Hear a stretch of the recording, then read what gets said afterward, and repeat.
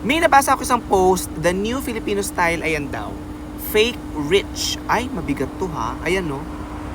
Ayan, nako.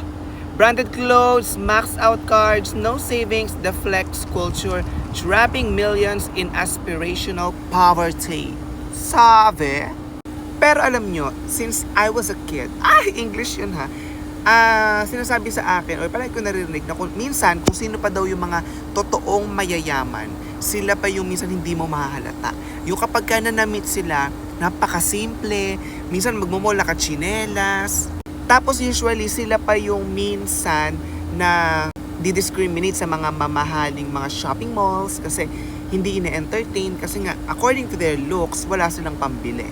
Pero, that what subalit, sila yung talagang mayaman.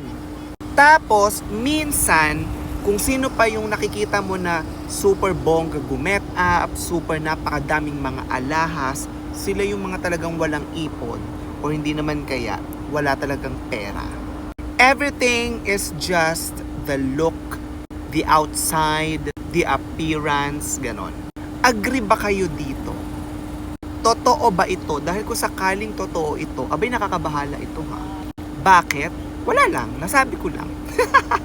Anyways, whatever it is, let's just live within our means. Yun lang ang sikreto. God bless everyone.